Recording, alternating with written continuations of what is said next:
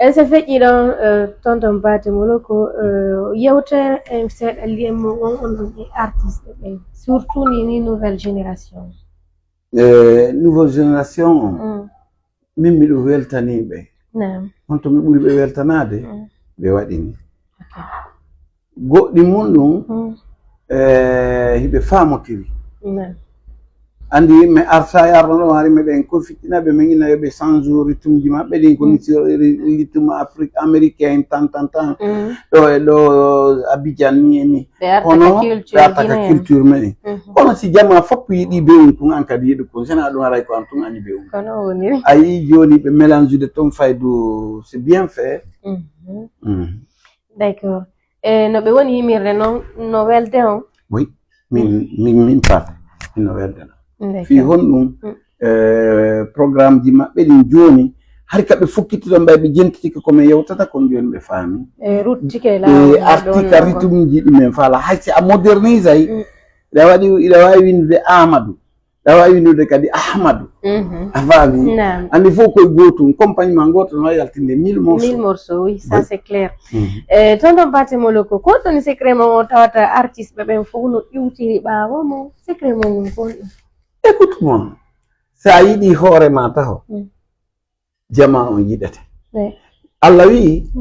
wo ko yiɗanɗa hoore ma kon sa yiɗani ɗum goɗɗo o wi mi yoɓete ɗum ɗon e ɗon mofte ɗen naya wi miɗo yiɗi siɓɓe am ɓe yette baɓɓe wiya miɗo yiɗi ɓen naya wi kadi miɗo yiɗi fulɓe ɓen tum wona ya wi kadi miɗo yiɗi lagine tum ko ya wi miɗo yiɗi mofte Allah ɗen sa yiɓi yimɓe yiɗi mofte Allah ɗen Allahu on yiɗete kisa secret on fof ko ɗum min jama on no welalam few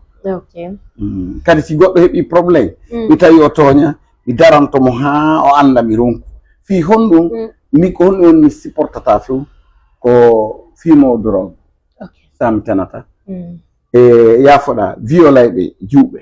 tawetake min ko welatana kono sa tooñama a waɗa ɗum ɗon wallahi en daroto min jokkay ha an tigi wi a wi ɗum ɗo ɓe ronku wi ɓay ɗon no artiste ɓe si hukkodiri ɗo daroto yaw yewto hakkunde maɓɓe ɗum wonaka sosoɓe wonaka fulɓe ɓen donc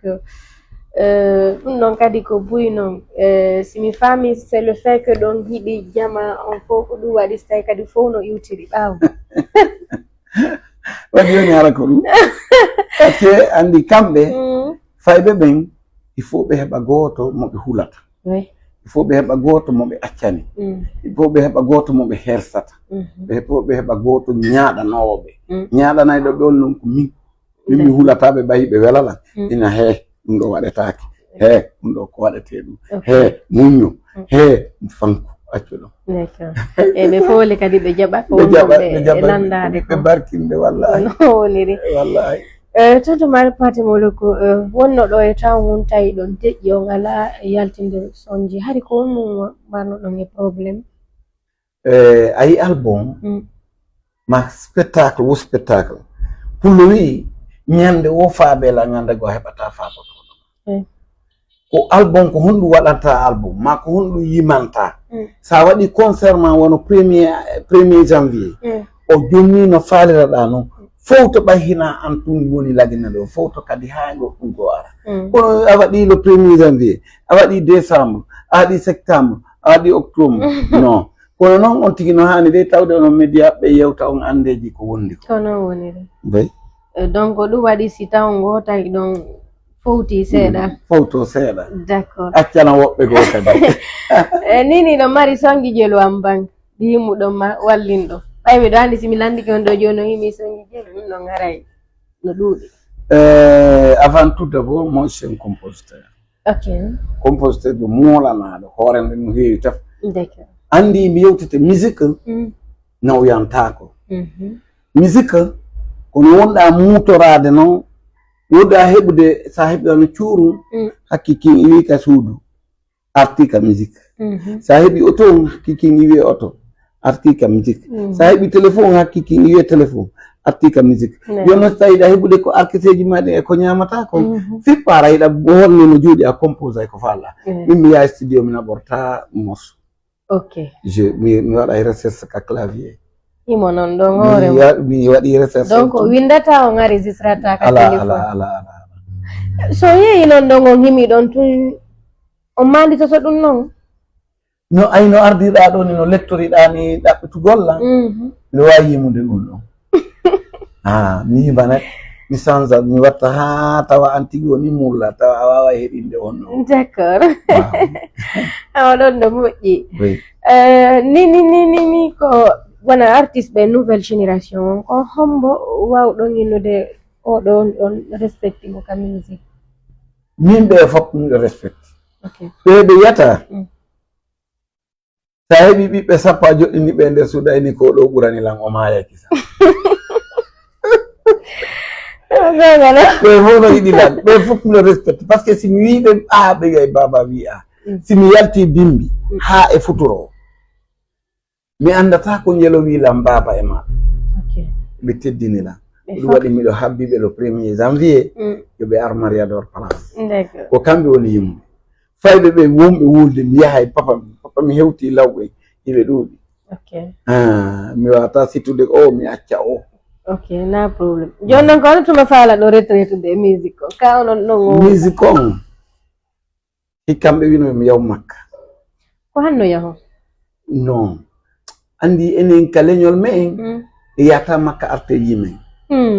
awa hara yagol makka ngal arta mi waɗay kono nayi ni kere non mi waɗay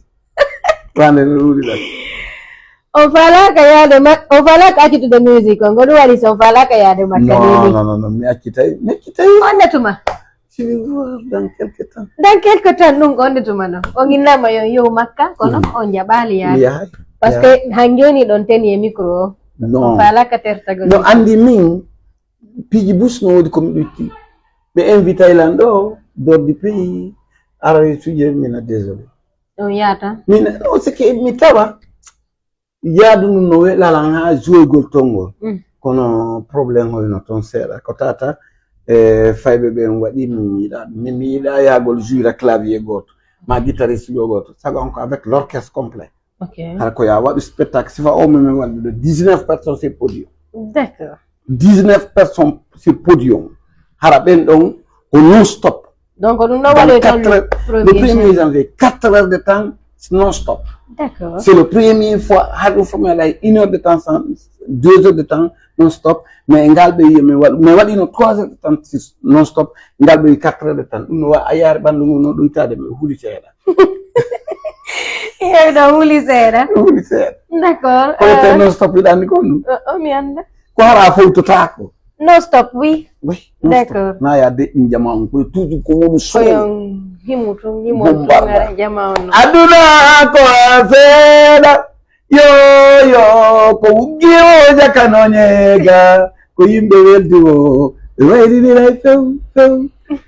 dunia ko ni nene yettaɓe baaɓe no mari jikke kono jallo no mari gonga andi seydi bari ñiɓe welammi kono yette soye ko labaɓe